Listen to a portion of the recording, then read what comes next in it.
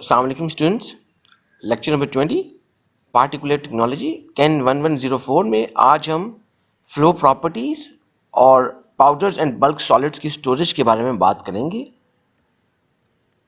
आज के हमारे लेक्चर के कंटेंट्स में हम यूनिट ऑपरेशन में mechanical process engineering, storage in containers, types of fluid flow, types of bulk solid flow, flowability, examples of flow obstruction, flowability FFC, classification of flowability FFC, time consolidation, example of time consolidation, ring shear tester, Schulz ring shear tester, computer controlled ring shear testers, advantages of computer controlled ring shear testers, flow pattern of bulk solids in silo, problems during handling and storage of bulk solids in silos, segregation in silos, industrial silos, silo accidents, recommended books। अच्छा, ये अब आप लोग already इसको हम जो है lecture में तकरीबन हर लेक्चर में देख चुके हैं इस स्लाइड को कि हम किस तरीके से हम क्लासिफाई करते हैं डिफरेंट यूनिट ऑपरेशंस को जो कि मैकेनिकल प्रोसेस इंजीनियरिंग या पार्टिकुलर टेक्नोलॉजी के कोर्स में जो है आपके मौजूद हैं। उसमें हमने ऑलरेडी ये वाले कोर्सेज हमने ये चीज़ें देख ली हैं यूनिट ऑपरेशन। जो हमारा नया यूनिट ऑपरेशन है जो इन तमाम यूनिट ऑपरेशन को बेसिकली कवर कर रहा होता है, ओवरलैप कर रहा होता है, या इन तमाम यूनिट ऑपरेशन के लिए एक सपोर्टिंग यूनिट ऑपरेशन है। बेसिकली एक यूनिट ऑपरेशन है जो कि इन चारों यूनिट ऑपरेशन को सपोर्ट कर रहा होता है, वो है transport and storage of bulk materials. यानी कि आपने जब जो जहां पर भी आपका मैकेनिकल प्रोसेस इंजीनियरिंग की कोई इंडस्ट्री है, कोई ऑपरेशन हो रहा है, कोई आपका अपस्ट्रीम में डाउनस्ट्रीम में कोई प्रोसेस हो रहा है, उस प्रोसेस के दौरान में बेशक साइज एनलार्जमेंट है, बेशक आपके पास साइज रिडक्शन है, मिक्सिंग है, उसके अलावा आपके पास मैकेनिकल सेपरेशन है, आपको लामहला सॉलिड पार्टिकल्स को ट्रांसपोर्ट करना पड़ेगा। उनके लिए आप कोई बेल्ट्स यूज कर सकते हैं, बेल्ट कन्वेयर्स हैं। उसके अलावा आपके पास कहीं पे जो है कोई और किस्म की पाइपिंग सिस्टम मौजूद हो सकता है, कहीं आप फ्लूइडाइजेशन सिस्टम लगा रहे हैं। हमें जो है उन सॉलिड पार्टिकल्स को कहीं ना कहीं मूव करवाना है। उस वक्त वो जो आप सॉलिड पार्टिकल्स को जो मूव करवाते हैं बेसिकली वो आपके पास ये transport and storage of bulk materials. इसी तरह आप जब कोई रॉ मटेरियल, कोई सॉलिड रॉ मटेरियल है जिसको आप यूज कर रहे हैं कोई फर्दर प्रोडक्ट बनाने के लिए, या उस प्रोडक्ट को जब आप यूज कर रहे हैं आप उसको स्टोर करना चाहते हैं, तो उसकी स्टोरेज के लिए भी हमें खास किस्म की चीज़ों का ध्यान रखना पड़ता है। तो ये भी एक unit operation which is very important because it also affects our final quality. तो उस हिसाब से हमारे पास ये एक और यूनिट ऑपरेशन है।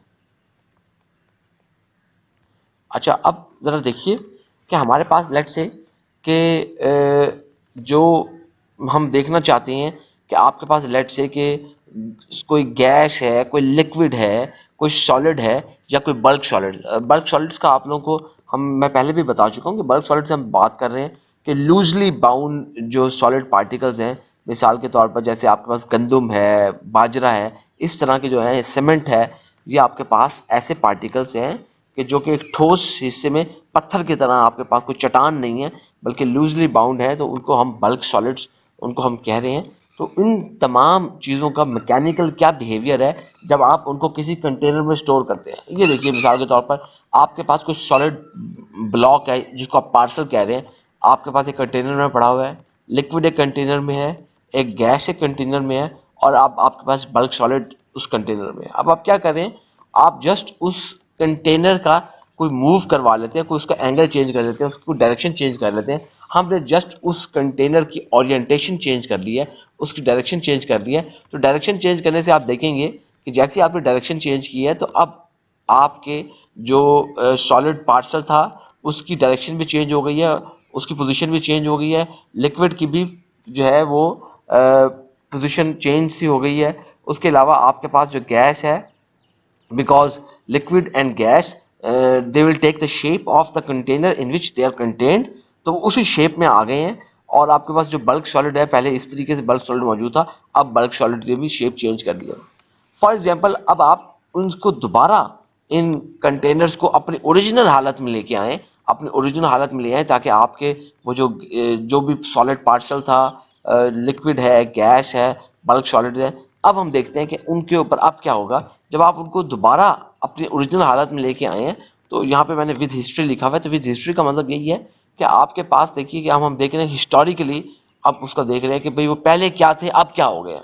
आपने यहाँ से शुरू किया काम, यहाँ तक पहुंचा, अब आप देखेंगे कि अब आपके पास जब इस फाइनल स्टेट में पहुंचे हैं, तो इन्होंने जो पार्सल है उसने अपनी वही शेप दोबारा ऑब्टेन कर ली है।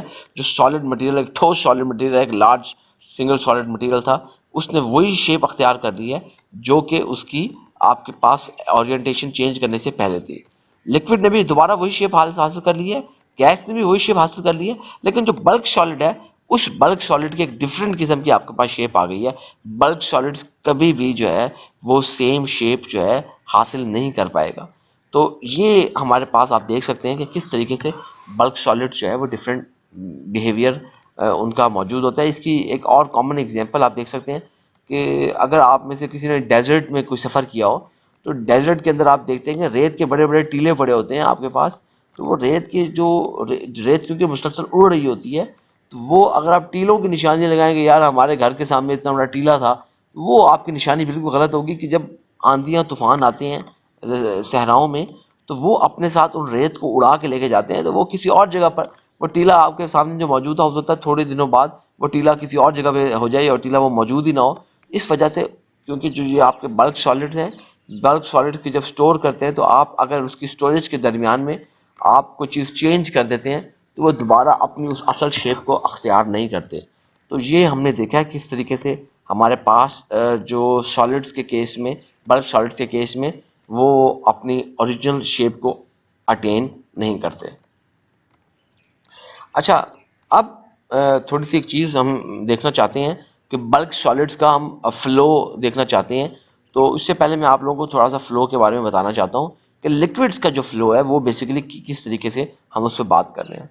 तो लिक्विड, जैसे मिसाल के तौर पर आप, मैंने फ्लूइड यहाँ पे लिखा है, तो गैसेस के केस में भी ऐसा ही होता है, लेकिन फिलहाल हम गैस की बात नहीं कर रहे, तो यहाँ पर लिक्विड की हम बात कर रहे हैं। जब आपके पास कोई लिक्विड बिल्कुल स्ट्रीमलाइन फ्लो कर रहा होता है, स्ट्रीमलाइन का मतलब ये है कि उसके अंदर इस तरह की एडीज नहीं बन रही, वॉर्टिसेस नहीं बन रहे। जो भंवर सा आपको बनता नजर आ रहा है, इस भंवर की बहुत ज्यादा स्पीड होती है। कभी कभार आप सुनते हैं दरिया में जनाब वाली, वो बंदा फंस गया था, डूब गया था, बड़ा तैराक था। होता क्या है कि आपके पास जब फ्लूइड किसी ओपन चैनल में से बहुत फास्ट जो है वो फ्लो कर रहा होता है, तो फिर उस फास्ट मोशन की वजह से आपके पास कहीं पर ये भंवर बनने शुरू हो जाते हैं, ये वोर्टिसेस बनने शुरू हो जाते हैं। ये जो वोर्टिसेस हैं, ये वोर्टिसेस के अंदर बहुत ज़्यादा स्पीड होती है, और इसके अंदर जो है वो वोर्टिस क्या करता है, कोशिश करता है अपने साथ तैरने वाले को नीचे लेके चला जाए, तो इससे वो लोग डूब जाते हैं।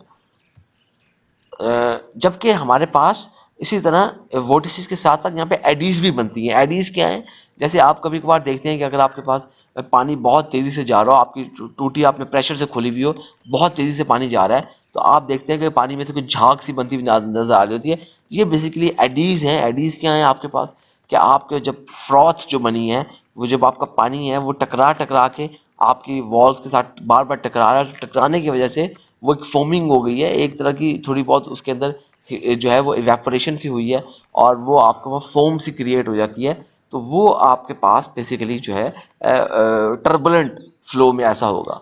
लैमिनर फ्लो के अंदर हमारे पास जो है, जो फ्लो, आप जब लैमिनर फ्लो की बात कर रहे हैं, तो लैमिनर फ्लो के अंदर हम खास तौर पे जो हमारा फ्लूइड है वो इस तरीके से फ्लो कर रहा होगा कि वो बिल्कुल स्ट्रीमलाइन फ्लो कर रहा होगा। उसके अंदर ना ही वोर्टिसेस बन रही होंगी, ना ही एडीज बन रही होंगी, ना ही उसके अंदर कोई फोमिंग हो रही होगी, बल्कि आपका जो फ्लूइड है बिल्कुल सीधी जो है उसको रफ्तार में सीधी बिल्कुल लाइन में, इसीलिए उसको आपने स्ट्रीम लाइन कहा है, वो फ्लो कर रहा होगा, उस फ्लो को हम लैमिनर कहते हैं। अच्छा, लैमिनर और टर्बुलेंट फ्लो जो है हमारे पास,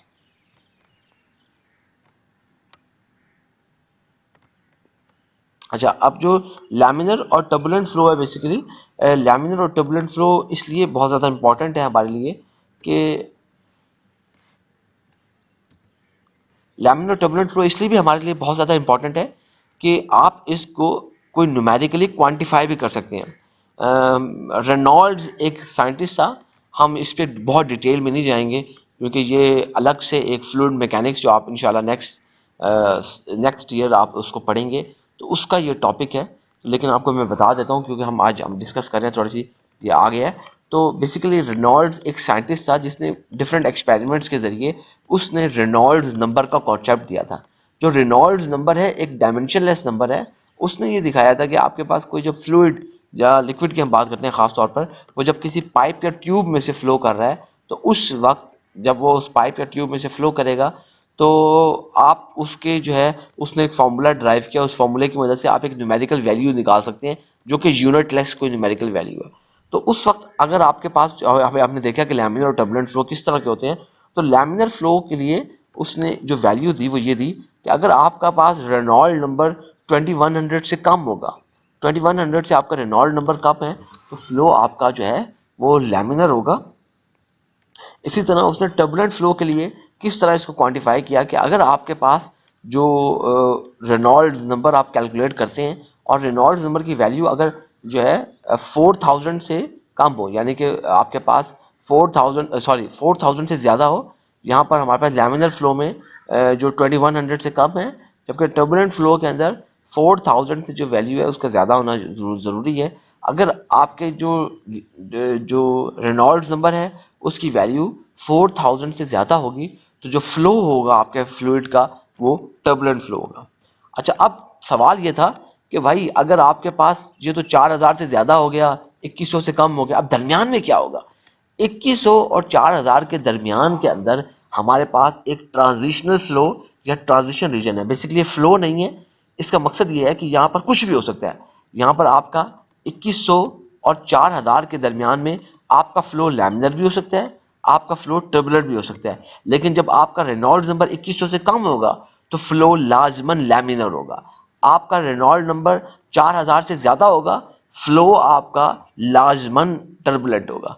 तो नॉर्मली क्या होता है कि 2100 और 4000 के दरमियान में जो नंबर आपके 2100 के करीब करीब है वहां पर फ्लो लैमिनर होगा, जो नंबर 4000 के करीब करीब है वो नंबर जो है वहां पर फ्लो आपका टर्बुलेंट होगा। लेकिन 4000 2100 और 4000 के दरमियान की जो रेंज है उसको ट्रांजिशन रीजन कहते हैं। तो इसके लिए बाज़ औक़ात ट्रांजिशन फ्लो भी कह दिया जाता है। ट्रांजिशन फ्लो का मतलब यही है, अब आपके पास यहाँ पर लैमिनर या टर्बुलेंट दोनों किस्म के फ्लो हो सकते हैं। तो इसके लिए जो रेंज है लिखने का उसका क्या तरीकाकार है कि आपका जो रेनॉल्ड नंबर है वो बेसिकली 2100 से ज़्यादा है और 4000 से कम है। तो इस रेंज में 2100 टू 4000 जो आपकी रेंज है उसको हम लिखते हैं कि आपके पास यहाँ पर जो फ्लो है वो किस एक ट्रांजिशन रीजन के अंदर होगा। हमने जो है यहाँ पर आपको जो आर ई का मतलब जो है वो रेनॉल्ड्स नंबर है। एक चीज़ और कि हमने सिर्फ अभी यहाँ पे लैमिनर और टर्बुलेंट की बात की है, लेकिन इसके अलावा भी विस्कस फ्लो भी होता है, इनविसिड फ्लो भी होता है। हम क्योंकि उस डिटेल में नहीं बहुत ज़्यादा जा रहे, तो जो मोस्ट इम्पॉर्टेंट आपके हमारे पास जो फ्लो हैं वो लैमिनर और टर्बुलेंट, मैंने उसकी आप लोगों से बात शेयर कर दी है। अच्छा जी, रेनॉल्ड्स ने जो मैं फार्मूले की बात कर रहा था, जिस फार्मूले की मदद से उसने इन चीज़ों को इस रेनॉल्ड्स नंबर के फिनोमिना को उसने फ्लो को उसने जो है क्वांटिफाई किया था, तो वो बेसिकली आपके पास ये फार्मूला था कि R E is equal to D V rho over mu. तो इस फार्मूले में अगर आप गौर करें तो आपको पता चलता है कि आर ई जो है बेसिकली आर ई जो है आपका वो एक रेनॉल्ड्स नंबर है जो कि डायमेंशनलेस नंबर है। जब आप इन सारी चीज़ों की वैल्यूज को पुट करते हैं तो आपके ये सारे यूनिट आपस में कट जाते हैं और रेनॉल्ड्स नंबर एक यूनिटलेस आपको नंबर आता है, सिर्फ नंबर की वैल्यू आएगी, कोई उसका यूनिट नहीं होगा। इसमें जो डी है ये वो डाया ऑफ द पाइप या ट्यूब है जिसमें से वो फ्लूइड फ्लो कर रहा होगा। जो वी है बेसिकली वी हमारे पास velocity of the fluid which is flowing through that pipe और ट्यूब। जो रो है हमारे पास बेसिकली ये रो डेंसिटी है। हमारे पास ये जो रो है this is density of the fluid flowing through the pipe और ट्यूब, और इसके मुकाबले में हमारे पास ये जो म्यू है this is the viscosity of the fluid flowing through the pipe और ट्यूब। अच्छा, अब हमारे पास जब हम बात करें तो ये डेंसिटी और विस्कोसिटी बेसिकली ये फ्लूइड की होंगी वो वैल्यूज कि जो आप यूज कर रहे होंगे, और इनकी मदद से अब आप एक रेनॉल्ड्स नंबर की वैल्यू कैलकुलेट कर लेंगे। वो ये सारे, जब अगर आपने इसके सही तरह प्रॉपर्ली इसकी कन्वर्जन की है, ये सारे यूनिट आपस में कट जाएंगे और आपके पास जो है एक डायमेंशन लेस, एक यूनिट लेस, एक नंबर आ जाएगा, खाली नंबर आ जाएगा 2100 जैसे आपने बात की है। तो वो आप उसकी मदद से आप फौरन बता देंगे कि आपका जो फ्लो है वो लैमिनर है या वो टर्बुलेंट फ्लो है। अच्छा, जिस तरह हमने लोगों ने बात की है कि लैमिनर और टर्बुलेंट की बात की है, कि वो फ्लूइड्स के अंदर हमने देखा कि खासतौर पर लिक्विड्स के केस में मैंने भी आपको बताया कि किस तरीके से लैमिनर और टर्बुलेंट फ्लो हो सकता है। बल्क सॉलिड्स के केस के अंदर भी हमारे पास दो बड़े इंपॉर्टेंट किस्म के फ्लोज हैं जिनको हम मैश फ्लो या फनल फ्लो कहते हैं। तो हम जरा देखते हैं कि मैश फ्लो बेसिकली क्या है। ये आप देख सकते हैं कि हमारे पास बेसिकली लेट्स से कि अगर आपके पास ये कोई साइलो है, कोई बिन है, जिस बिन के अंदर आपके पास जो है हमारे पास कोई सॉलिड स्टोर किया हुआ है, तो ये हॉपर है, ये हॉपर है जिसमें से ये कौन सी जो आपकी बनी हुई है जहाँ से आप साइलो की मदद आप उसको अपने सॉलिड्स को, बल्क सॉलिड्स को डिस्चार्ज कर रहे हैं। इसके कॉमन एग्जांपल आप लोग घरों में अगर आप देखें तो आप लोगों ने घरों में जो है हमारे पास गंदम स्टोर करने के लिए वो जो भड़ोले या कलोटियाँ या आपकी गंदम स्टोर करने वाली जो घरों में मौजूद हैं, तो हम उसकी वो आप उसकी साइलों की मिसाल ले लेते हैं। हमारे पास जो घरों में डोमेस्टिक है उसके नीचे इस तरह की आपकी कोई हॉपर नहीं बना होता, तो बेसिकली ऊपर से वो ऐसी फ्लैट है, आपके पास एक वर्टिकल है, सिलेंडर की शेप में है, उसमें आपके पास सॉलिड है। तो आप देख सकते हैं कि ये जो हॉपर की वॉल्स हैं, ये हॉपर की वॉल है किस तरीके से स्टीप होंगी। आपको मैश फ्लो जब मिलेगा तो मैश फ्लो का मतलब ये होगा कि आपका जो फ्लूइड, जो आपका सॉलिड है वो कॉन्टिन्यूसली डिस्चार्ज होता रहेगा। जो सॉलिड सबसे पहले आगे होगा वही सॉलिड सबसे पहले निकलेगा, उसके बाद वाला सॉलिड भी, और टॉप से भी वो अपनी सतह को मेंटेन करते हुए वो आपके जो सॉलिड्स है वो डिस्चार्ज हो जाएंगे। इसके मुकाबले में एक फनल फ्लो या कोर फ्लो भी है। इसका एक दूसरा नाम, ये जो फनल फ्लो के मैंने नाम लिखा हुआ है, इसका एक दूसरा नाम उसको कहते हैं कोर फ्लो भी कहते हैं, CORE, कोर फ्लो भी कहते हैं। कोर फ्लो में क्या होगा कि आपके पास ये देखिए कि बेसिकली जो आपका हॉपर है, आप अगर गौर करें यहाँ पर आपने हॉपर को देखा था कि उसकी जो एंगल था यहाँ पर जो था उसका बड़ा स्टीप से एंगल था। यहाँ पर आपको वो कुछ स्टीप एंगल नजर नहीं आ रहा, कोई आपको एंगल नजर नहीं आ रहा, डिस्चार्ज एंगल नजर नहीं आ रहा।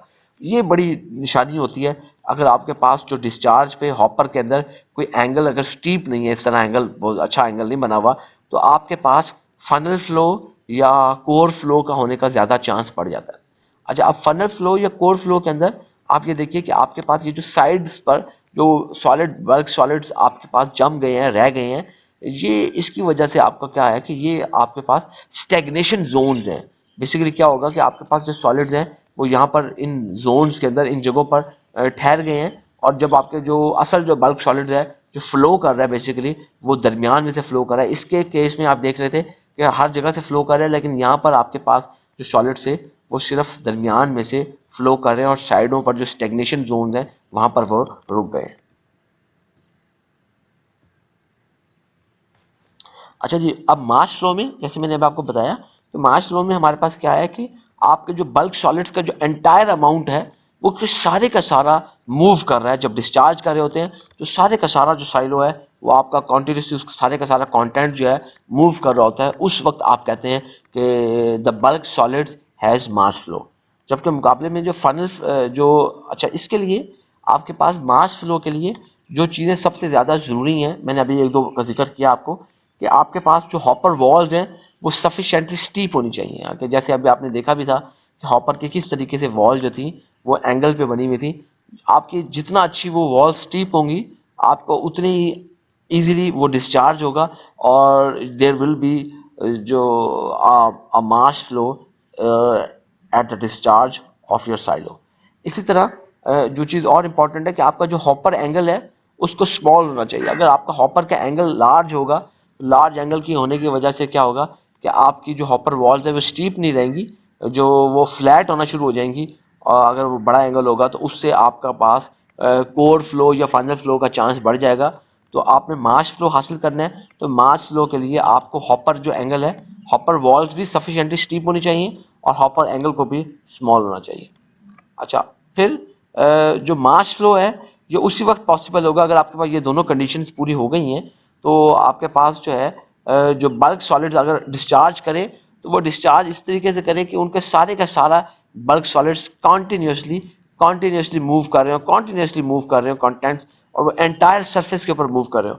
जैसे अगर मैंने अभी आपको पिछली स्लाइड के अंदर ये दिखाया था कि आपके पास ये सारे का सारा पूरे का पूरा सरफेस मूव कर रहा होता है, पूरे का पूरा सरफेस मूव कर रहा हो। ये ना हो कि सिर्फ आपके जनाब याली यहाँ से कहीं मूव कर रहा हो, तो वो आपके पास फिर ये मास फ्लो नहीं होगा। तो ये मास फ्लो के हमारे पास जो है कुछ शराइत थी, कुछ देखी थी हमने कि मास फ्लो किस तरीके से हो सकता है। इसके मुकाबले में जो फनल फ्लो या कोर फ्लो है, तो उसके अंदर बेसिकली आपके पास क्या है कि जो आपका डिस्चार्ज आउटलेट के ऊपर जो सॉलिड मटेरियल होगा वो सबसे पहले मूव करेगा। होगा क्या कि आपके पास जो बल्क सॉलिड्स के अंदर जो आपके डिस्चार्ज के ऊपर, बिल्कुल डिस्चार्ज के ऊपर वो मौजूद है, जैसे डिस्चार्ज आपने ओपन किया आपका वो बल्क सॉलिड रिमूव होना शुरू हो जाएगा, डिस्चार्ज होना शुरू हो जाएगा, मूव करना शुरू कर देगा। और जो कि आपका ऐसा सॉलिड मटेरियल जो कि एडजेसेंट है, जैसे अभी मैंने आपको स्टैग्नेंट जोन दिखाए थे कि ऐसे आपका बल्क सॉलिड जो कि आपके हॉपर वॉल्स के साथ साथ लगा हुआ है वो मूव नहीं करेगा, बल्कि वो बहुत देर तक वो स्टेशनरी रहेगा, और जिसकी वजह से आपके पास ये फनल फ्लो आएगा। अच्छा, फनल फ्लो कब कब आता है? फनल फ्लो उस वक्त हासिल होता है जब आपकी जो हॉपर वॉल्स हैं वो बेसिकली अगर जो है वो फ्लैट हो या वो लेस स्टीप हो, तो उस वक्त आपके पास जो है वो फनल फ्लो आ जाता है। अच्छा, अगर आपके पास हॉपर जो एंगल है वो भी बहुत बड़ा हो, उस वक्त भी आपके पास जो है वो फनल फ्लो आ जाएगा।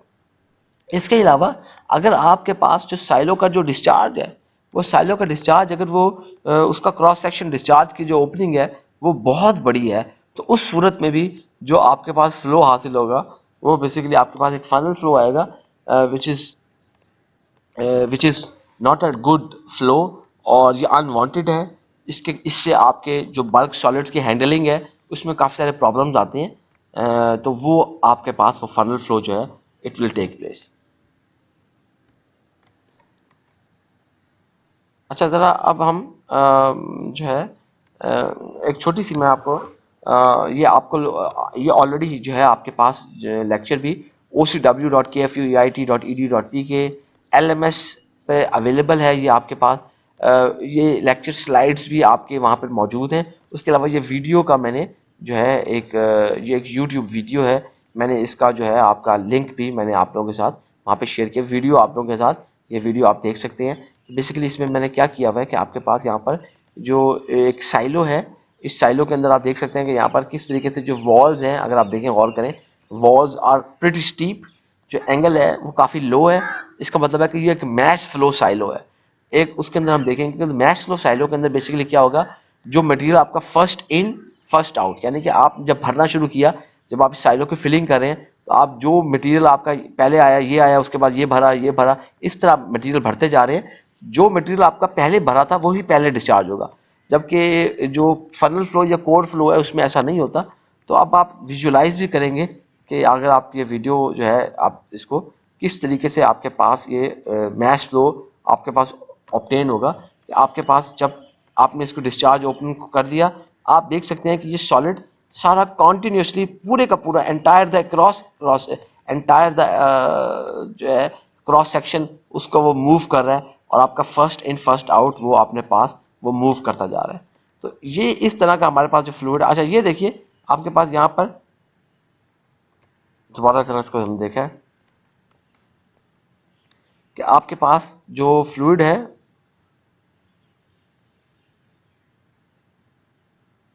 वो फर्स्ट इन फर्स्ट आउट, ये मैश फ्लो हम मैश फ्लो साइलो की हम बात कर रहे हैं। अब ये मैश फ्लो साइलो के बाद हम जो है एक माय गॉड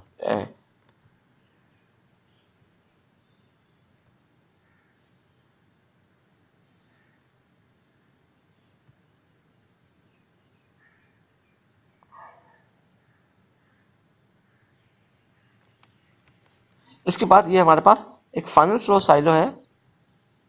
फाइनल फ्लो में जरा देखिएगा कि बेसिकली हम क्या कर रहे हैं फाइनल फ्लो में, कि फाइनल फ्लो में एक सेकेंड मुझे जरा इसको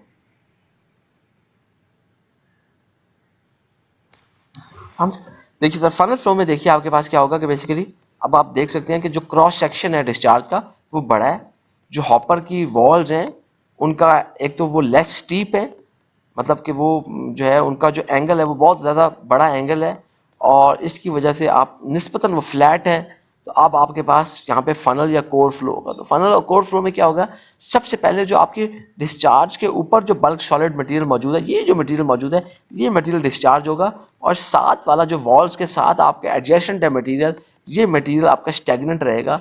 ये बड़ा नुकसान इसका क्या हो सकता है, खाने पीने की अगर चीज़ें, जैसे गंदम है, अगर आपके पास गंदम की साइलो है, लेट से कि आपने 4-5 साल के लिए गंदम स्टोर करनी है, तो आप हर साल उसके अंदर फ्रेश गंदम डालते रहते हैं, तो आप यही अज्यूम कर रहे होते हैं कि भाई जो गंदम आपकी पहले डाली है वही पहले निकलनी चाहिए। आप उसका रेजिडेंस टाइम बढ़ाना नहीं चाहते। अगर आपके खाने पीने वाली चीज़ का रेजिडेंस टाइम बढ़ जाएगा तो आपकी वो चीज़ ख़राब हो सकती है, उसकी क्वालिटी ख़राब हो सकती है। इस वजह से आप देखिए कि हमें जो है ये जो कोर फ्लो फनल फ्लो है, ये हमारे लिए एडवांटेजियस नहीं है, हमारे लिए इसका फ़ायदा नहीं है, हमारे लिए नुकसानदेह है। तो अब आप देख सकते हैं कि किस तरीके से ये फनल है, ये फनल की सूरत में आपके पास ये फ्लो जा रहा है, और ये आपके पास ये फनल की सूरत में ये फ्लो करता जा रहा है, जबकि ये साइडों पर स्टैग्नेंट जोन है। अच्छा, फिर जब आपके पास ये फनल जो है जब आपकी फनल सारी की सारी आपकी ये फनल जो है ये टूट जाती है, ख़त्म हो जाती है, फिर उसके बाद आपके पास जो है जो ये बाज़ औक़ात, हमेशा नहीं, फिर ये बाज़ औक़ात जो स्टैग्नेंट जो जोन्स हैं वो भी ब्रेक कर जाते हैं, और जो स्टैग्नेंट जोन जब आपको ब्रेक करते हैं तो वो ब्रेक करने के बाद वो भी फिर डिस्चार्ज होते हैं, लेकिन लाजमी नहीं है। बाज़ औक़ात ये स्टैग्नेंट जोन खड़े रहते हैं, और सिर्फ आपके पास जो फनल थी, जो आपका मटेरियल इमीडिएट जो डिस्चार्ज से ऊपर था, वही मटेरियल डिस्चार्ज होगा, बाकी मटेरियल आपका डिस्चार्ज नहीं होता। तो ये टिपिकल एग्जांपल है हमारे पास जो फनल फ्लो की, कि फनल फ्लो के अंदर किस तरीके से आपके पास जो सॉलिड्स हैं वो सॉलिड्स को हम जो है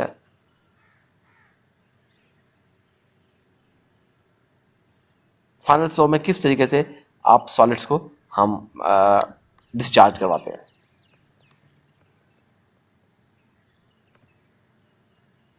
अच्छा, अभी जब हम बल्क सॉलिड्स के फ्लो की बात करते हैं तो एक टर्म बड़ी इंपॉर्टेंट है बल्क सॉलिड्स के फ्लो के लिए, वो है flowability.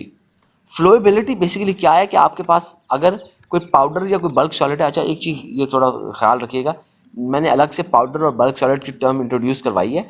Basically powders are also a type of a bulk solid.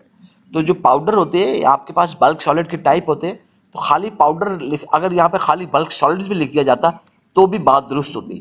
तो क्योंकि बल्क सॉलिड्स के अंदर ऐसा भी हो सकता है कि आपके पास लेट से 5 mm के कोई पेबल्स हैं आपके पास, वो है, तो वो अब सारे वो भी बल्क सॉलिड है। तो पाउडर्स क्योंकि बड़े फाइनली पाउडर सॉलिड्स हैं, तो उसके लिए मैंने आपको इसको करने के लिए दोनों मैंने पाउडर और बल्क सॉलिड की टर्म ली थी। लेकिन अगर आप खाली बल्क सॉलिड की टर्म यूज करते हैं तो it will be also sufficient, it will also be correct.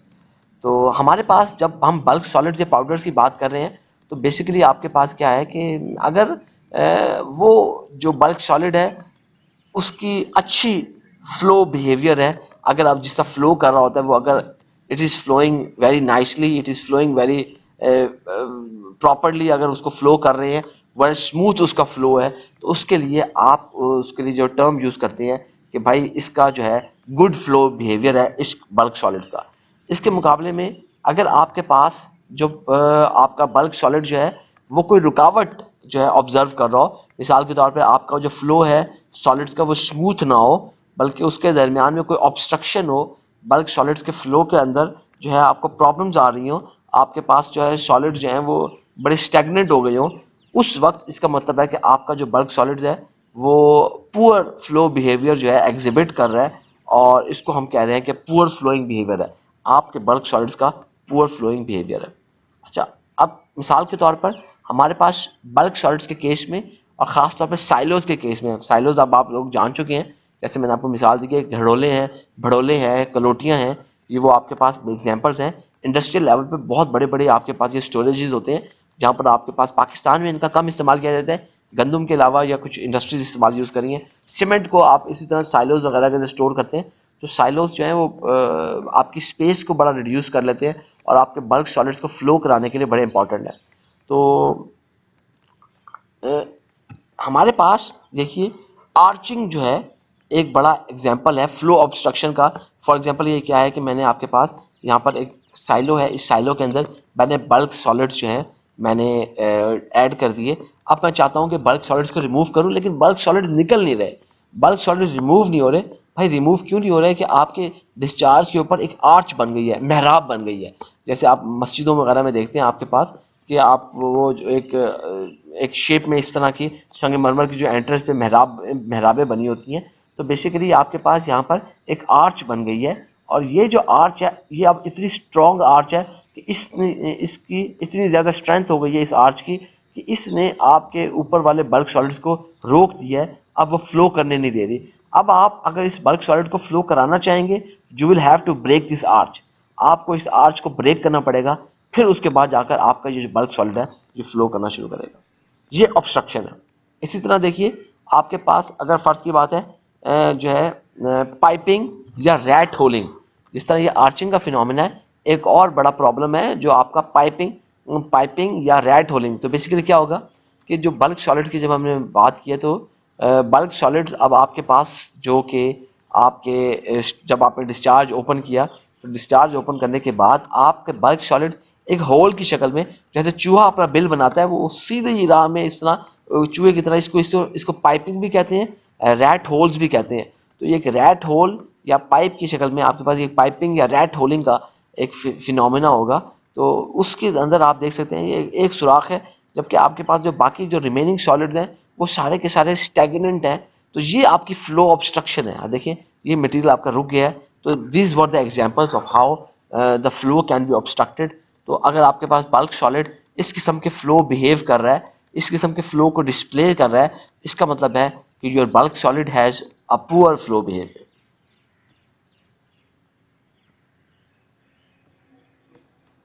अच्छा, इसी पुअर फ्लो बिहेवियर की वजह से एक और बड़ा प्रॉब्लम क्या होता है कि आपके पास जैसे हमारे पास ये जो है जिप्सम की एग्जांपल दी हुई है कि जिप्सम हमारे पास ये एक साइलो है, उस साइलो के अंदर आपने स्टोर किया हुआ है और आप ये देख सकते हैं इसके रोड़े से बने हुए हैं। तो बेसिकली क्या है, ये कंसोलिडेशन हो गया, जम गया है। तो अगर आपके पास उसकी अगर फ्लो बिहेवियर उसका इफ इट रिमेन्स गुड, उसका मतलब ये होगा कि आपका वो मटेरियल जमेगा नहीं। अब जब आपने उसको अब आप इसमें से यहाँ पे कुछ अप्लाई करना चाहते हैं, तो अब आपके पास पाउडर हालत में नहीं होगा, बल्कि वो रोड़े से होंगे, इस तरह के वो होंगे, वो जमा हुआ आपके पास होगा बड़े बड़े पत्थर की शुगर में। ये आप देख सकते हैं यहाँ पे बॉटम में रोड़े वगैरह बने हुए हैं। तो एक कंसोलिडेशन, एक जमने का एक अमल सा आ गया है। तो ये जो कंसोलिडेशन है बेसिकली आपकी सॉलिड्स की, वो स्टोरेज के अंदर जो हो जाती है, this is also an example of flow obstruction.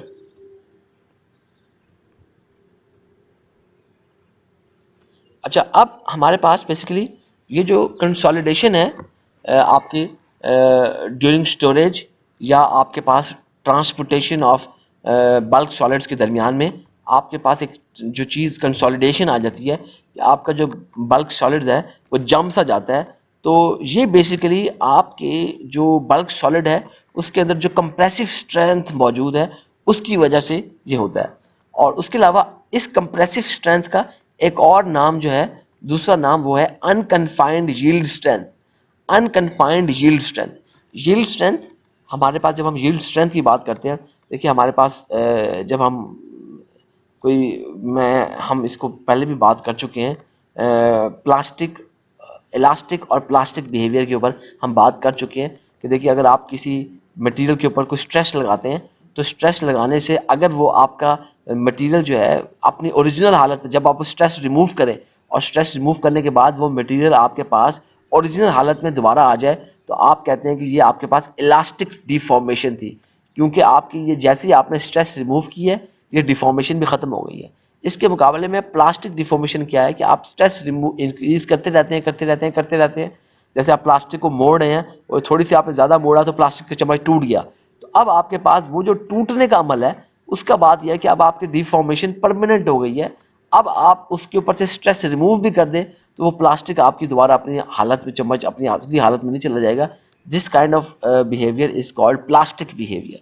तो प्लास्टिक बिहेवियर के लिए लाजमी है कि आपके पास यील्ड स्ट्रेंथ, कोई यील्ड पॉइंट आ जाए। तो यील्ड स्ट्रेंथ बेसिकली आपके पास जब आप उस मटेरियल की यील्ड स्ट्रेंथ से, यानी कि आपके पास कितनी बर्दाश्त है, बेसिकली कितनी उसकी बर्दाश्त है, उससे ज़्यादा आप जब उसके ऊपर स्ट्रेस लगा देते हैं तो उसको आप कहते हैं जो है ना यील्ड, वो एक जो पॉइंट आता है उसको यील्ड पॉइंट भी कहते हैं। तो उसी से ये हमने यील्ड स्ट्रेंथ ली हुई है कि उसकी कितनी कैपेसिटी है, कितनी बर्दाश्त है, जिसके बाद वो फिर अपने पास उसके अंदर एक प्लास्टिक या एक परमानेंट डिफॉर्मेशन आ जाएगी, वो दोबारा अपनी असली हालत में नहीं जा सकेगी। तो ये आप इसको कंप्रेसिव स्ट्रेंथ या अनकन्फाइंड यील्ड स्ट्रेंथ कहते हैं। इसी चीज के अंदर फ्लोएबिलिटी को हम पार्टिकुलर टेक्नोलॉजी के अंदर, खास तौर पर इस यूनिट ऑपरेशन में कि बल्क सॉलिड्स की स्टोरेज और हैंडलिंग के अंदर, हम इसको एफएफसी से हम इसको डिनोट करते हैं। और एफएफसी जो है जो आपकी फ्रीबिलिटी जो फ्लोएबिलिटी एफएफसी है, इसको कैलकुलेट करने का एक पूरा प्रोसीजर है।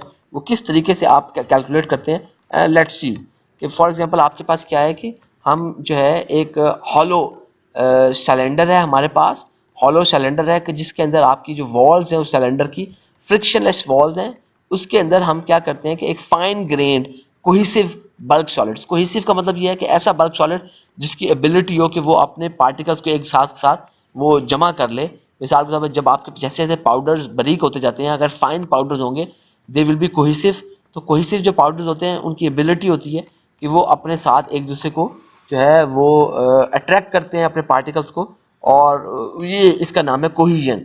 तो इसके साथ साथ हमारे पास बेसिकली ये इस साइलो के अंदर आपका जो एम्प्टी आपका एक हॉलो सिलेंडर है, उसकी फ्रिक्शनलेस वॉल्स हैं, आपने बल्क सॉलिड्स उसके अंदर ऐड कर दिया। अब आपने जब बल्क सॉलिड उसके अंदर ऐड कर दिया तो अब आपने बल्क सॉलिड्स के ऊपर एक जो है खास तौर पर प्रेशर आपने लगाया। उस प्रेशर को हम कह रहे हैं कंसोलिडेशन स्ट्रेस। आपने बेसिकली कंसोलिडेशन स्ट्रेस लगाई है। अच्छा, अब ये जो इस कंसोलिडेशन स्ट्रेस को आपने entire the across entire the जो entire across the whole cylinder आपने इसको जो है इस आपने स्ट्रेस को अप्लाई किया है। तो इस एरिया ए के अगेंस्ट आपने इस जो कंसोलिडेशन स्ट्रेस जिसको सिग्मा 1 से हमने लिखा है इसको अप्लाई किया। अब मैंने आपको जैसे बताया कि कंसोलिडेशन जो स्ट्रेस है इट्स लाइक प्रेशर। तो प्रेशर क्या होता है? Force per unit area. मतलब अगर आप प्रेशर को एरिया के साथ मल्टीप्लाई कर देते हैं देन यू गेट फोर्स। इसका मतलब है कि ये जो फोर्स है आपके पास, बेसिकली ये force sigma 1a, it's a kind of a force which is a product of a stress sigma 1 consolidation stress and area A। ये जो फोर्स है ये एक वर्टिकल फोर्स है। बेसिकली ये आप अप्लाई कर रहे हैं और अप्लाई करने के बाद आपके पास ये जो आपका बल्क सॉलिड है ये अब आपका कंसोलिडेट हो रहा है, जम रहा है। उसके बाद आप क्या करते हैं कि अब आप अपने नेक्स्ट स्टेप के अंदर अपने हॉलो सिलेंडर को उसको रिमूव कर लेते हैं और आपके पास ये जमा हुआ बल्क सॉलिड आ जाता है। अब आपके पास जब जमा हुआ बल्क सॉलिड आ जाता है, अब आप क्या करेंगे? अब आप उसके पास दोबारा एक इंक्रीज, ये देखें जैसे ये एक वर्टिकल आपके पास नॉर्मल हमारे पास जो है वो फोर्स थी, इसी तरह आप दोबारा एक वर्टिकल एक नॉर्मल फोर्स लगाएंगे जिसको मैं कह रहा हूँ सिग्मा सी ए। जो सिग्मा सी ए है उसमें जो सिग्मा सी है वो बेसिकली आपके पास जो है एक कंप्रेसिव स्ट्रेस है, कंप्रेसिव स्ट्रेस है। और आप यानी कि उसको भी आप जो है एंटायर एरिया ए के अक्रॉस, एंटायर एरिया ए के अक्रॉस आप अप्लाई कर रहे हैं इस कंप्रेसिव स्ट्रेस को। तो आपके पास जब स्ट्रेस मल्टीप्लाई बाय ए है, आपके पास कोई फोर्स है, एक वर्टिकल फोर्स है, और ये वर्टिकल फोर्स आपको इंक्रीजिंग अमाउंट में लगानी पड़ेगी। यानी कि जितनी आपने कंसोलिडेशन स्ट्रेस लगा दी अब उससे आपको ज़्यादा आपको जो है ये कंप्रेसिव स्ट्रेस लगानी पड़ेगी।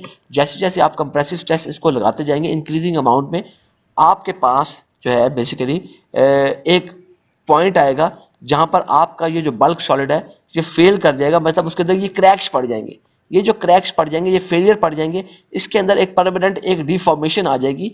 ये जिस स्ट्रेस के ऊपर, जिस सिग्मा सी की वैल्यू के ऊपर, जिस सिग्मा सी की वैल्यू के ऊपर आपके पास ये क्रैक्स पड़ जाएंगे, उस वक्त आप ये कहेंगे कि आपका ये जो सिग्मा सी की वैल्यू है this is the compressive strength, या आपके पास अनकन्फाइंड यील्ड स्ट्रेंथ। आपके पास कंप्रेसिव स्ट्रेंथ या आपके पास अनकन्फाइंड यील्ड स्ट्रेंथ सिग्मा सी है। और जो आपके पास सिग्मा सी के ऊपर बेसिकली आपके पास जो स्पेसिमेन है वो ब्रेक कर जाता है। अब अगर आप इसको दोबारा से जोड़ भी लें तो अब अगर आप दोबारा अप्लाई करेंगे तो वो ये ब्रेकेज दोबारा चेंज होगा। तो इस इन वैल्यूज की मदद से जैसे आप डिफरेंट सिग्मा 1 आप सेट करते हैं। लेट्स से फॉर एग्जांपल आपने यहाँ पर एक value Lee, let's say 10 sigma 1 आपने लिया, उसके बाद आपने 10 सिग्मा 1 के अगेंस्ट आप सिग्मा सी की वैल्यू निकाल लेंगे।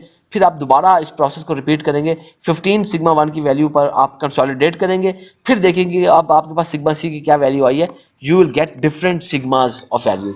इनकी मदद से अब आप फ्लोएबिलिटी वगैरह निकाल सकते हैं।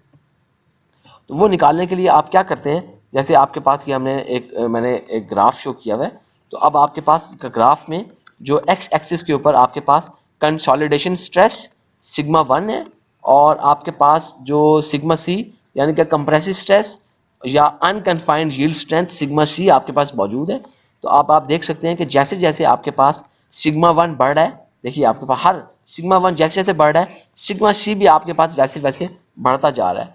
तो आपके पास बेसिकली क्या है कि जो एफएफसी है, फ्लोएबिलिटी है, this is the ratio of consolidation stress sigma 1 to the unconfined yield strength sigma C. तो FFC basically sigma 1 over sigma सी है। एफएफसी को आप डिफाइन करते हैं सिग्मा 1 ओवर सिग्मा सी से। तो आपके पास ये डिफरेंट किस्म की वैल्यू आ जाती है। देखिए जैसे आपके पास ये 10, 4, 2, 1 ये वैल्यूज आती जा रही हैं। तो आपके पास ये डिफरेंट किस्म की वैल्यूज आ जाती हैं। इंपॉर्टेंट चीज़ ये है कि जैसे जैसे आपके पास कंसोलिडेशन स्ट्रेस यानी कि सिग्मा 1 की वैल्यू आप बढ़ाते जाएंगे, आपके पास अनकन्फाइंड यील्ड स्ट्रेंथ की जो वैल्यू है वो भी इंक्रीज करती जाएगी। मतलब क्या है कि जैसे आप अपने बल्क सॉलिड के स्पेसिमेन को कंसोलिडेट करते हैं विद इंक्रीजिंग कंसोलिडेशन स्ट्रेस, आपको उसको ब्रेक करने के लिए ज्यादा से ज्यादा अनकन्फाइंड यील्ड स्ट्रेंथ चाहिए होगी। इसीलिए हम ये कहते हैं कि आपके पास जब जब आपके पास एफएफसी की वैल्यू ज्यादा आएगी, उस वक्त आपके पास जो बल्क सॉलिड है वो उतना अच्छा फ्लो करेगा। If the FFC value is less and if it's approaches to 1, your bulk solid will never flow. अगर इसकी वैल्यू ज्यादा हो, 10 है या 10 से अबव है, your bulk solid will have a good flowability and it will exhibit good flow behaviour. हमारे पास कुछ इसी तरह की इसी ग्राफ से मैंने आपको अलग से क्लासिफिकेशन भी, ये आपकी क्लासिफिकेशन ग्राफ में भी मौजूद थी, मैंने वहाँ आपको नहीं बताई। उसमें ये सारी चीज़ें इसको एक आपने अलग से चार्ट में मैंने मेंशन कर दिया कि आपके पास देखिए फ्लोएबिलिटी एफएफसी की जब डिफरेंट वैल्यूज निकालते हैं तो पता ये चलता है कि अगर एफएफसी की वैल्यू लेस देन 1 होगी, your bulk solids will never flow. अगर आपके पास एफएफसी की जो वैल्यू है वो 1 से ज़्यादा है, 2 से कम है, then your bulk solids is very cohesive, और इसका मतलब ये है कि आपके पास वो भी तकरीबन नहीं फ्लो कर रहा होगा। अगर आपके पास जो बल्क सॉलिड है उसकी जो एफएफसी की value it is more then 2 and less then 4 यानी कि 2 और 4 के दरमियान में होगी, then your bulk solid is cohesive, it can flow but it's flow will exhibit some problems. Cohesion की वजह से, ये कोहिसिव बल्क सॉलिड है, इसकी वजह से बेसिकली आपके जो सॉलिड्स हैं उसके अंदर कोई केकिंग हो सकती है, कोई ब्रिजिंग वगैरह आप एग्जिबिट कर सकते हैं, कुछ छोटे बहुत लम्प्स वगैरह आपको वहां पे मिलेंगे। जब आपकी एफएफसी की वैल्यू, अगर आपकी एफएफसी की वैल्यू 4 और 10 के दरमियान हो, मतलब क्या है कि अगर it is more than 4 and less than 10, then your bulk solid is easy flowing, then it will flow very easily and it will exhibit good flow behavior। और जब आपकी एफएफसी की वैल्यू बल्क सॉलिड्स के case में if it is जो है आपकी value, अगर एफएफसी की जो वैल्यू है वो 10 से ज़्यादा होगी, तो उस वक्त आपके पास बेसिकली क्या होगा कि आपके जो बल्क सॉलिड्स हैं they will be free flowing bulk solids, और वो बहुत इजीली फ्लो करेंगे, बिल्कुल they will flow like a fluid. तो उस वक्त आपका जो बल्क सॉलिड्स हैं they will exhibit very good flow behavior।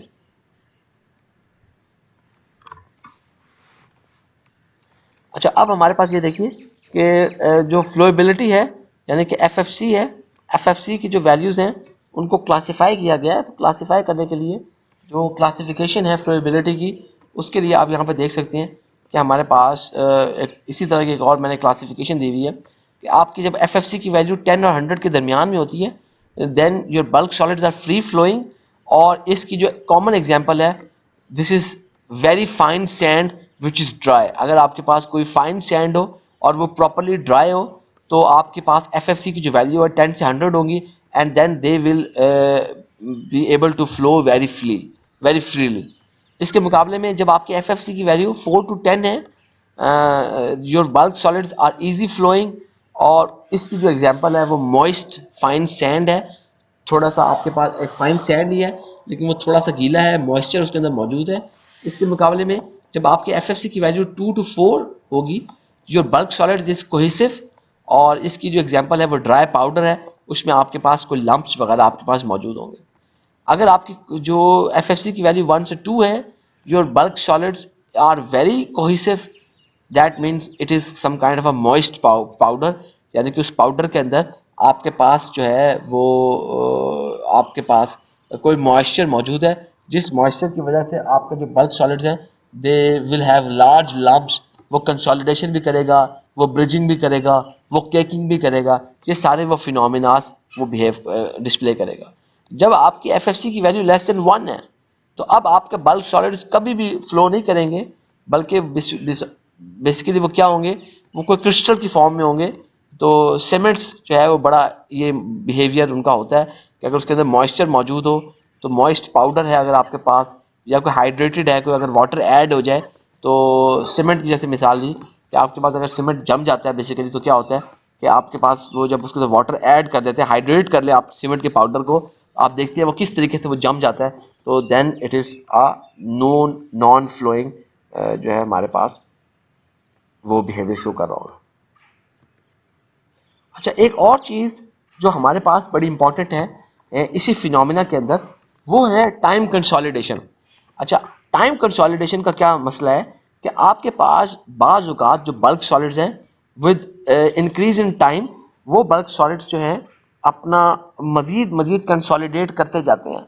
मिसाल के तौर पर क्या कि आपने आपके पास बल्क सॉलिड्स हैं, आपने उन बल्क सॉलिड्स को डिस्टर्ब नहीं किया, आपने बल्क सॉलिड्स को पहले किसी कंसोलिडेशन स्ट्रेस सिग्मा 1 की मदद से, सिग्मा 1 की वजह से आपने अपने कंसोलिडेशन स्ट्रेस सिग्मा 1 लगा के अपने बल्क सॉलिड्स को कंसोलिडेट कर लिया।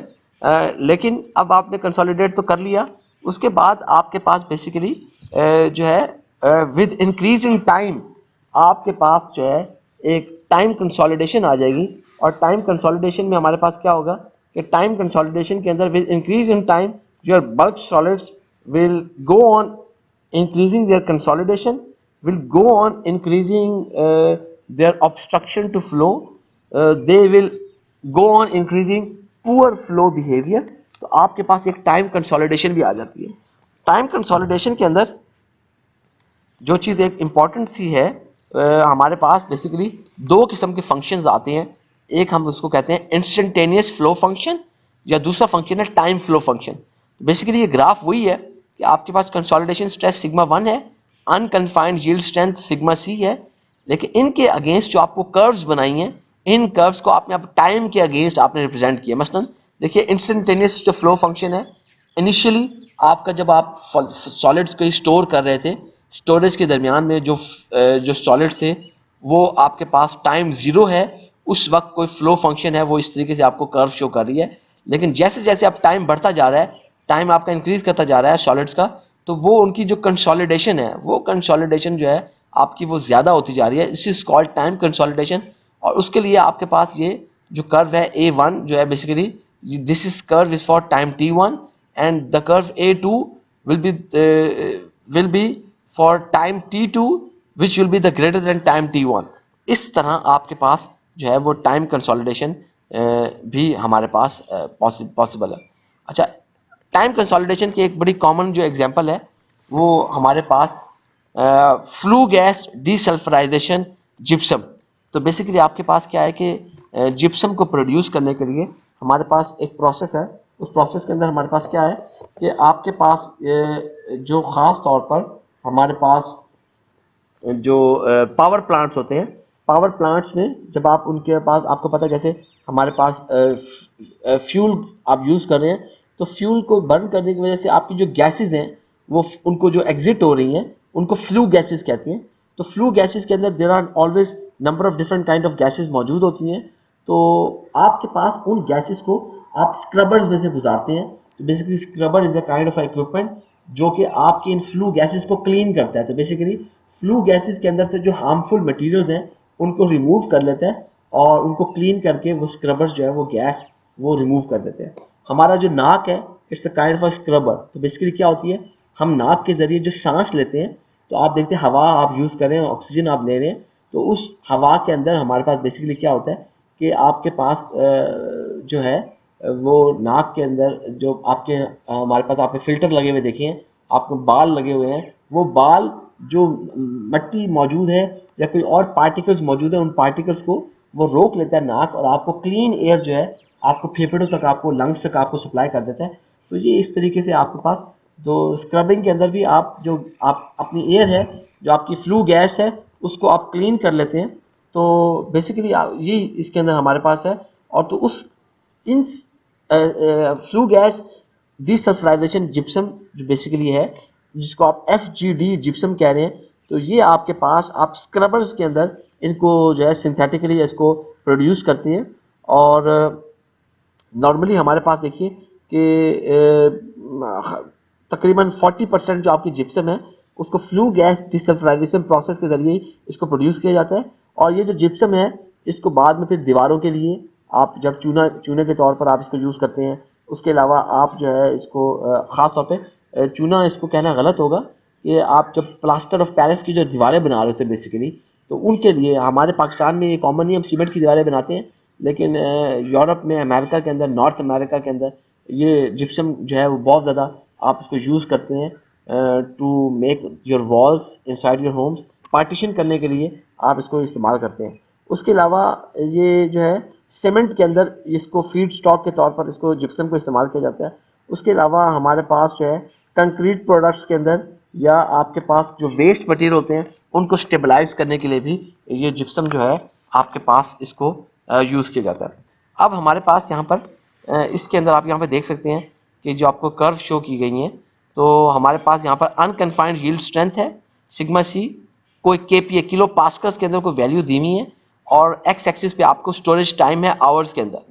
अब बेसिकली हमने क्या किया है कि आपके पास जो जिप्सम है FGD जिप्सम जो है उसका डिफरेंट मॉइस्चर कंटेंट पर, यानी कि डिफरेंट सैंपल्स के ऊपर एक्सपेरिमेंट्स किए गए, किस तरीके से वो आपके पास जो है एट डिफरेंट यील्ड स्ट्रेंथ्स वो किस तरीके से एट डिफरेंट टाइम्स वो कंसोलिडेट करती हैं। तो ये आपके पास 1% मॉइस्चर के लिए कर्व है, 2% जो मॉइस्चर है, 10% मॉइस्चर है, 5% मॉइस्चर है, उनकी डिफरेंट किस्म के कर्व्स हैं। तो सबसे पहले आपके पास क्या किया गया कि आपने इन तमाम जो रीडिंग्स हैं, इन तमाम रीडिंग्स को बेसिकली लिया गया है कि जब आपके पास कंसोलिडेशन स्ट्रेस जो थी सिग्मा 1 26 किलो पास्कल, आपने एक पे सिग्मा 1 आपने लगाकर 26 किलो पास्कल लगाकर आपने जिप्सम को कंसोलिडेट कर लिया। उस कंसोलिडेट करने के बाद आपने क्या किया कि इंक्रीजिंग टाइम के साथ साथ आपने इसको सैंपल को ब्रेक करने की कोशिश की है। मिसाल के तौर पर देखिए कि यहाँ पे 50 घंटे, 100 घंटे, 150 घंटे, 200 घंटे आप देख सकते हैं। यहाँ पर जब आपके मॉइस्चर कंटेंट 1% था, मॉइस्चर कंटेंट जब 1% था, तो आपके पास आप देख सकते हैं कि आपके पास अनकन्फाइंड यील्ड स्ट्रेंथ की कोई वैल्यू आ रही है। This value is around let's say कि ये कोई आपके पास कोई 5 के करीब, 5 किलो पास्कल्स के करीब आ रही है वैल्यू। जैसे जैसे लेकिन अगर आपके पास आपने टाइम कंसोलिडेशन बढ़ा दी है, फॉर एग्जांपल आपने इसको 100 आवर्स कर दिया है, तो 100 आवर्स के ऊपर जो आपकी, जब आपके पास अभी टाइम कंसोलिडेशन से आपने बढ़ाई है, उसको कंसोलिडेट करने के लिए इतनी देर के लिए आपने सैंपल को पड़ा रहने दिया है, सैंपल को ब्रेक नहीं किया, बल्कि 100 घंटे के लिए आपने उस सैंपल को पड़ा रहने दिया है। फिर उसके बाद आपने उसके ऊपर अनकन्फाइंड यील्ड स्ट्रेंथ या कंप्रेसिव स्ट्रेंथ लगाई है सैंपल को ब्रेक करने के लिए। तो वो जो स्ट्रेंथ आई है ऑलमोस्ट डबल आई है, यानी कि पहले आपके पास कोई 5 वगैरह आ रही थी, 5-6 आ रही थी, तो अब वो 12, 13, 14 आ रही है। तो आपके पास वो चीज़ें, वैल्यूज जो हैं वो बढ़ रही हैं। तो इस तरीके से आप देख सकते हैं कि by increasing the storage time the unconfined yield strength values also increase. ये है एग्जाम्पल आपके पास टाइम कंसोलिडेशन की। इसमें एक और इम्पॉर्टेंट चीज़ जो है इम्पॉर्टेंट, वो ये है कि आप देख सकते हैं कि आपके पास बेसिकली एक सर्टेन टाइम पीरियड के बाद आपकी जो टाइम कंसोलिडेशन है वो मजीद वो सॉलिड जो है वो कंसोलिडेट नहीं करेगा, बल्कि आपके पास एक कांस्टेंट अनकन्फाइंड यील्ड स्ट्रेंथ की वैल्यू आएगी। दैट मीन्स कि आपके पास एक थ्रेश होल्ड कोई वैल्यू है, उस थ्रेश होल्ड वैल्यू के ऑलमोस्ट आप कह सकते हैं कि देखिए 150 घंटों से ऊपर, या आप कह रहे हैं 170 175 घंटों से ऊपर आपके पास, जब जिप्सम के केस के अंदर आपके जो बल्क सॉलिड्स हैं वो अब उनके ऊपर ये, और उसके बाद वो बेशक आप उसको फिर 1000 घंटों तक ले जाएं, तो वो उनकी कंसोलिडेशन मैक्सिमम हो चुकी होगी, and then you will get obtain some maximum values of unconfined yield strength.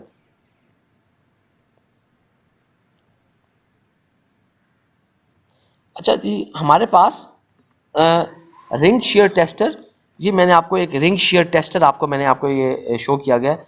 तो बेसिकली हमारे पास जिस तरह मैंने अब आपको बताया कि फ्लोएबिलिटी वगैरह हमने एफएफसी की हमने चीज़ें देखी थी, तो बेसिकली जिन इक्विपमेंट्स के अंदर ये एफएफसी फ्लोएबिलिटी वगैरह मालूम की जाती है, बल्क सॉलिड्स की ये प्रॉपर्टीज डिटरमिन की जाती हैं, उस इक्विपमेंट को आप रिंग शियर टेस्टर कहते हैं। और रिंग शियर टेस्टर के सबसे कॉमनली जो रिंग शियर टेस्टर यूज किया जाता है और सबसे effective, this is called Schulze ring shear tester. Schulze एक जर्मन साइंटिस्ट हैं, अभी वो जिंदा हैं, और वो प्रोफेसर शुल्ट्ज, डिटमर शुल्ट्ज उनका नाम है, और वो उन्होंने ये इक्विपमेंट बनाया था।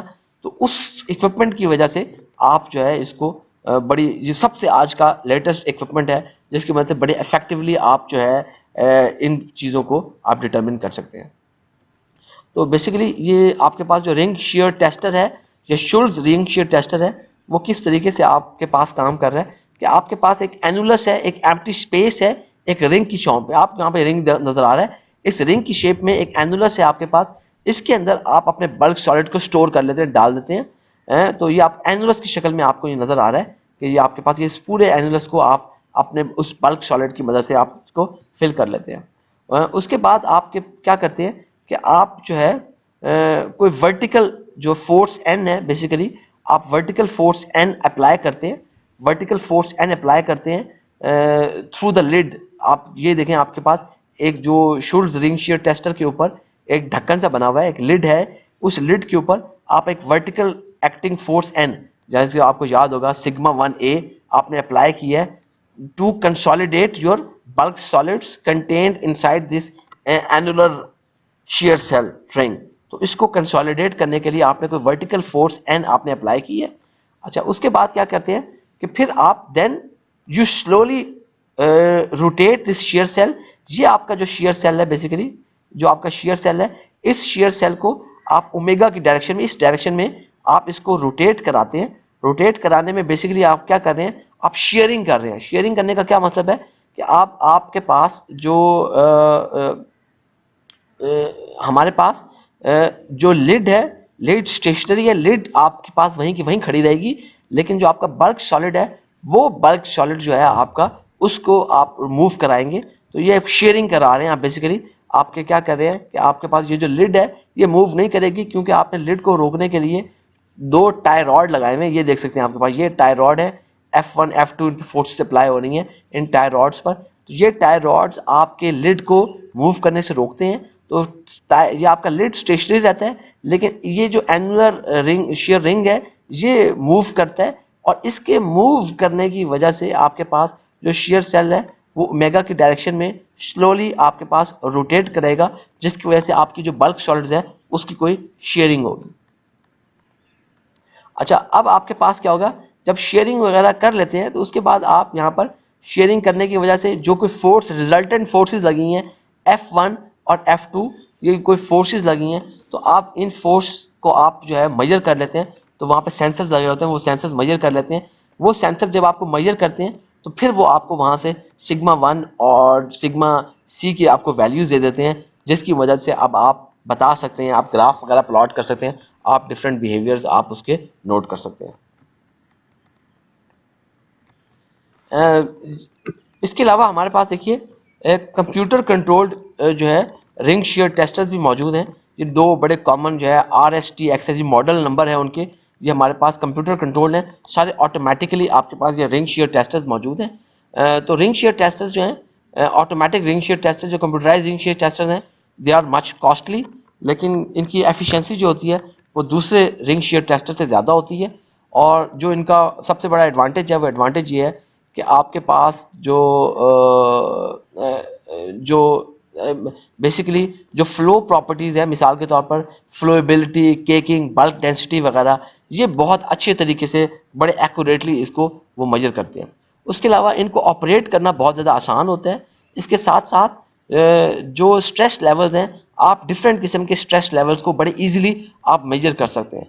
और साथ साथ आपके पास जो टेस्टिंग है, एवेल्युएशन है, वो ऑटोमेटिक होती है, आपको खुद से कुछ मेजर नहीं करना पड़ता, बल्कि आपको कंप्यूटर जनरेटेड आपको फाइल मिल जाती है, जिसको आप बाद में यूज कर लेते हैं।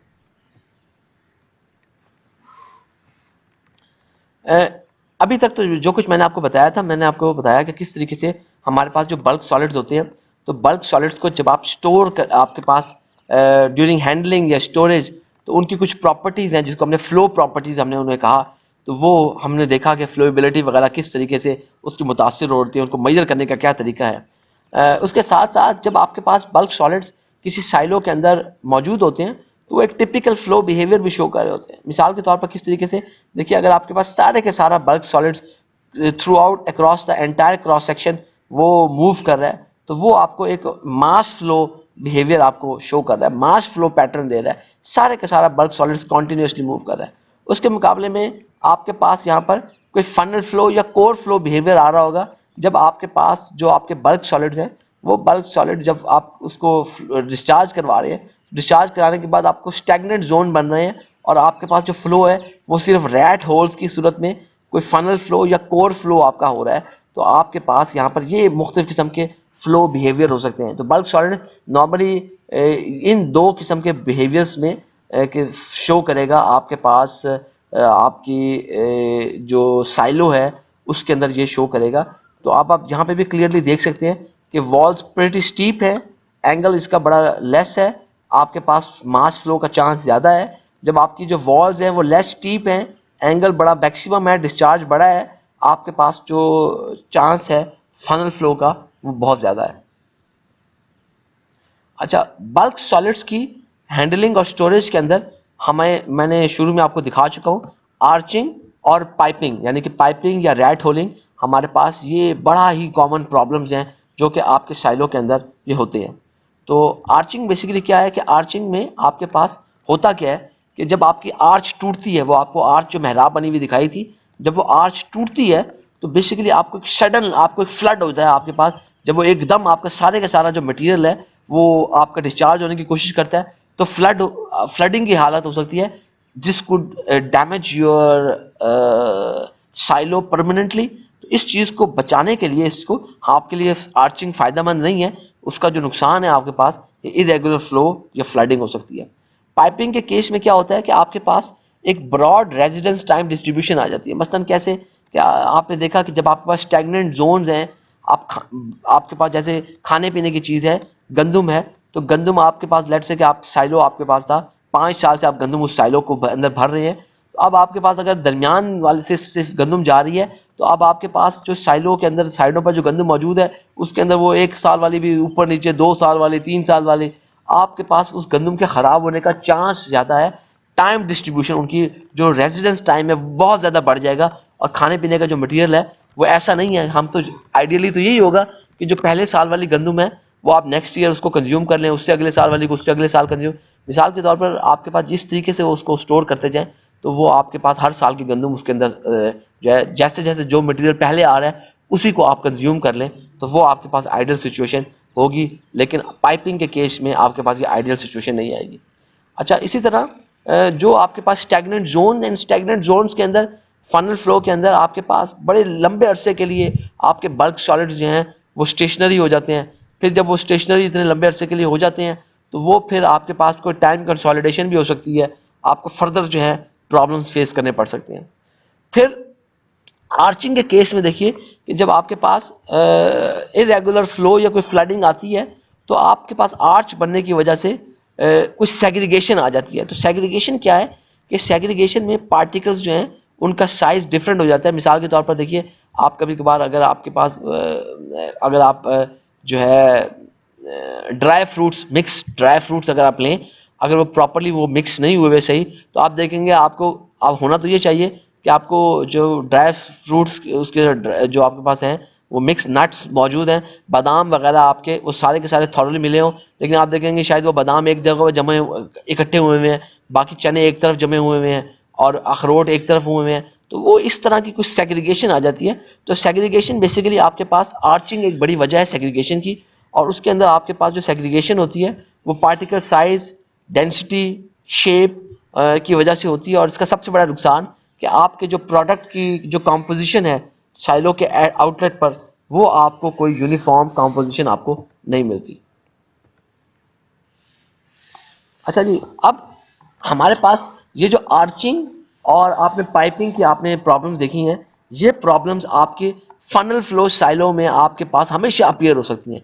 जो जो आपके फनल फ्लो साइलोज होंगे उनके अंदर ये प्रॉब्लम्स जो है हमेशा ये है परसिस्ट करेंगी, ये प्रॉब्लम्स हमेशा वहाँ पे मौजूद होंगी। जबकि इसी तरह हमारे पास जो फनल फ्लो है ये प्राइमरी रीज़न है आपके पास साइलो प्रॉब्लम्स का, जबकि उसके मुकाबले में मास फ्लो साइलो के अंदर आपके पास सिर्फ चांस होता है, आर्चिंग का आपका चांस होता है। लेकिन अगर आप ख्याल रखें, प्रॉपरली अपने साइलो को डिज़ाइन करें, तो आपके पास जो आर्चिंग है वो वहाँ पर मौजूद नहीं होगी। अच्छा, अब ज़रा देखिए कि मिसाल के तौर पर एक तो तरीकाकार ये है कि आपके पास जो है ना ले मैन के तौर पर आप अंधाधुंध काम करने के लिए, लेट से कि आपके पास यहाँ पर कोई आपके पास बल्क सॉलिड था, बल्क सॉलिड जब वहाँ पे मौजूद था तो उसने क्या किया कि आपके पास वहाँ पर रैट होल्स बन गए हैं, आपके पास कंसोलिडेशन हो गया, स्टैग्नेंट जोन है।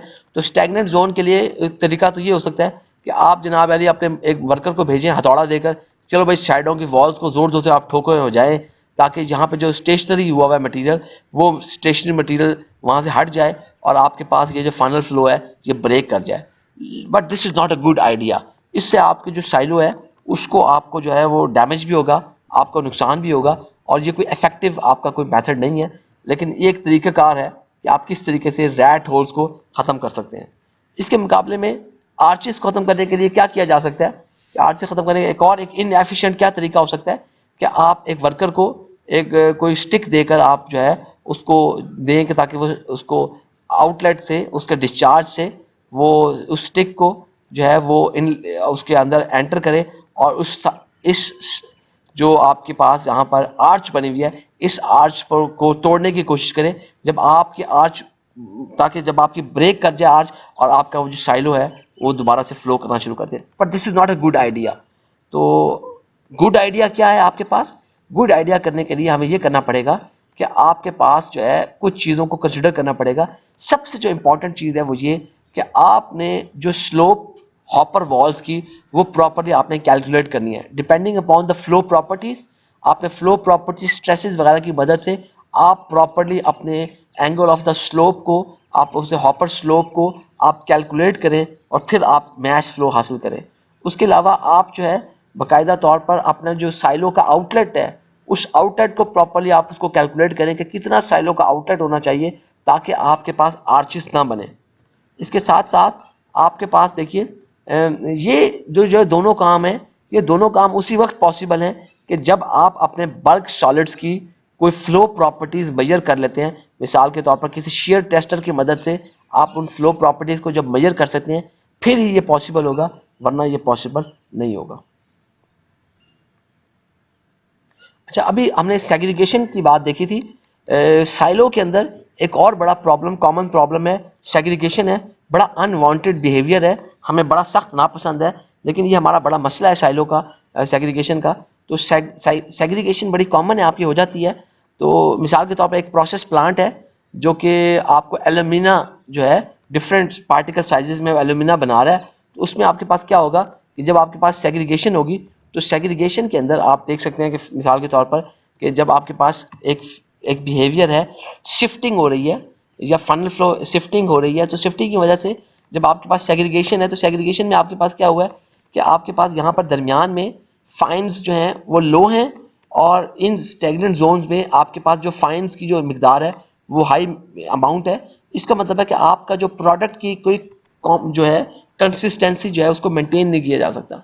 इसके साथ साथ इसी तरह यहाँ पर आपके पास जब आपके पास ये मिक्स्ड बैच इन आपका पहले साइलो में आया, फिर यहाँ से जब आपने अपने साइलो को में से आपका डिस्चार्ज आप दूसरे साइलो में लेके गए हैं, तो फिर आप देख सकते हैं कि आपके पास आउटलेट के ऊपर आपके पास कोई जो है फाइन्स की कोई मीडियम कंसनट्रेशन होगी। इमीडिएटली जो before the medium you will have low concentration, जो स्टैग्नेंट जोन्स में आपके पास वेरी लो होगी, टॉप पर आपके पास हाई कंसंट्रेशन ऑफ फाइन्स होगी। तो ये आपके पास अनवांटेड सेग्रीगेशन हो गई है। मिसाल के तौर पर अगर आपके पास कोई एक्टिव फार्मास्यूटिकल इंग्रेडिएंट को एपीआई मटेरियल मौजूद होता तो वो आपका थॉरली वो डिस्ट्रीब्यूट ना होता, बल्कि अब आपका वो रफली डिस्ट्रीब्यूट होता। तो ये एक सेग्रीगेशन हो गई है because of the shifting from the previous pin, या आपके पास जो फ्लो पैटर्न था उसकी वजह से आपके पास ये शिफ्टिंग हो गई है। तो जो सेग्रीगेशन है हम आपके पास साइलो में, तो बेसिकली आपके पास जो है साइलोस के अंदर ये हो सकती है। और इसकी सेग्रीगेशन का सबसे बड़ा नुकसान क्या है? मिसाल के तौर पर यूएस एफडीए जो कि फूड और जो मेडिसिन हैं उसको कंट्रोल करती है, उनकी क्वालिटी कंट्रोल को चेक करती है, उनका कानून है कि अगर आपके पास एक्टिव फार्मास्यूटिकल इंग्रेडिएंट एपीआई जो दवाइयों के अंदर उसका जो एक्टिव इंग्रेडिएंट होता है, तो वो अगर आपके पास लेट से कि अगर वो आपके एक बैच के अंदर 5 गोलियों के अंदर वो एपीआई की वैल्यू अगर आपकी नैरो लिमिट्स जो लिमिट्स दी हुई है उससे वो वैल्यू चेंज हो जाए या आपकी गोली का वेट चेंज हो जाए, तो आपको पूरे का पूरा बैच जो है वो जाया करना पड़ेगा। This is your loss. तो ये आप देख सकते हैं कि आपको segregation why it is so unwanted. जो सेग्रीगेशन है बेसिकली साइलोज में 5 मुख्तलिफ किस्म की वजूहात की वजह से होती है। शिफ्टिंग, शिफ्टिंग क्या है बेसिकली? शिफ्टिंग के अंदर आपके पास जो फाइन पार्टिकल्स होते हैं वो basically they flow between the large particles, जिसकी वजह से आपके पास एक शिफ्टिंग का फिनोमेना आ जाता है जो कि सेग्रीगेशन को जो है आपका विच लीड्स टू सेग्रीगेशन। उसके अलावा particle velocity on a surface, मिसाल के तौर पर क्या है कि देखें आपके पास जो पार्टिकल्स होते हैं, इंडिविजुअल पार्टिकल्स होते हैं, उनकी शेप डिफरेंट होगी, उनकी रफनेस डिफरेंट होगी, उनकी स्फेरिसिटी डिफरेंट होगी, जिस वजह से जब वो किसी सरफेस के ऊपर वो रगड़ खाएंगे they will have a different friction because of their different shapes. इस वजह से पार्टिकल जो वेलोसिटी है on surface will be different, इस वजह से आपके पास वो सेग्रीगेशन जो है वो हो सकती है। इसके साथ साथ एयर एंट्रेनमेंट यानी कि फ्लूइडाइजेशन के अंदर आपके पास क्या है कि आपके वो जो फ्लोइंग फाइन पाउडर से उनके अंदर एयर ट्रैप कर गई है, इस वजह से भी अब आपके पास सेग्रीगेशन हो सकती है कि वो आपके पास जो है फाइन्स और जो कोर्स पार्टिकल्स हैं वो अलग अलग हो जाए। साथ साथ अगर आपके पास देखिए कि जो है हमारे पास पार्टिकल्स किसी एयर स्ट्रीम के अंदर ट्रैप हो जाए, थोड़े से पार्टिकल्स हैं और वो large amount of air stream है, उसके अंदर अगर आपके पास ट्रैप हो गए तो फिर भी आपके पास सेग्रीगेशन हो जाएगी। उसके अलावा डायनेमिक इफेक्ट्स हैं। डायनेमिक इफेक्ट से क्या मुराद है? जैसे आपको पता है कि पार्टिकल्स के ऊपर अगर डिफरेंट डाया होगा उनका डिफरेंट वेट हो सकता है, वेट की वजह से उनका डिफरेंट इनर्शिया हो सकता है, इस वजह से उनके ऊपर डिफरेंट किस्म का डायनेमिक इफेक्ट आएगा, तो वो आपके पास पार्टिकल्स जो है वो डिफरेंटली वो बिहेव कर रहे होंगे। इन सारी चीज़ों को ख़त्म करने के लिए आपको क्या करना पड़ेगा? सेग्रीगेशन को ख़त्म करने के लिए या तो आप अपना मटेरियल चेंज करें। मटेरियल चेंज करने का मतलब ये हो सकता है कि आप उसकी शेप चेंज कर दें। अगर वो आपके पास फाइन पाउडर है तो यू मेक श्योर कि आप उसका थोड़ा सा मॉइस्चर कंटेंट कम कर दें, ऐड कर दें। आपको इस तरीके से कोई मटेरियल के अंदर कुछ चेंज लेके आनी पड़ेगी। उसके अलावा या तो आपको प्रोसेस चेंज करना पड़ेगा। मिसाल के तौर पर आप जो प्रोसेस है आपका प्रोसेस आपको चेंज करना पड़ेगा कि प्रोसेस अगर वो जो है बैच प्रोसेस था, कॉन्टिन्यूस प्रोसेस था, या आपका ड्राई प्रोसेस था, वो वेट प्रोसेस था, इस हिसाब से आपको देखना पड़ेगा प्रोसेस किस तरीके से आप चेंज करके इस सेग्रीगेशन से बच सकते हैं। इसके साथ साथ आप अपने इक्विपमेंट का जो डिज़ाइन है उसको भी चेंज कर सकते हैं। अगर आपका फाइनल फ्लो साइलो था तो आप उससे बचकर आप जो है उससे जो मैश फ्लो साइलो की तरफ आ सकते हैं। आपको डिज़ाइन आपको चेंज करना पड़ेगा, इस तरीके से आप सेग्रीगेशन को ओवरकम कर सकते हैं। बेटा हमने आज साइलो की बहुत बातें तो की हैं, आप ये देख सकते हैं कि इंडस्ट्रियल जो साइलोज हैं वो किस तरीके से आपके इंडस्ट्रियल साइलोज होते हैं। आप यहाँ पे देख सकते हैं कि साइलोज मौजूद हैं, ये उसके दरमियान में यहाँ पे नीचे हॉपर मौजूद है जिसकी मदद से आपके पास यहाँ पर ऑटोमेटिकली न्यूमेटिक आपके पास ये कन्वेयर्स वगैरह लगे होते हैं, फीडर्स लगे होते हैं जो कि कॉन्टीन्यूसली ऑप्टिमम अमाउंट में आपके पास कॉन्टीन्यूसली मटेरियल को डिस्चार्ज कराते रहते हैं। इंशाल्लाह ये हमारे नेक्स्ट लेक्चर का टॉपिक होगा कि फीडर्स हम देखेंगे किस तरीके से वो यूज़ आपके पास होते हैं।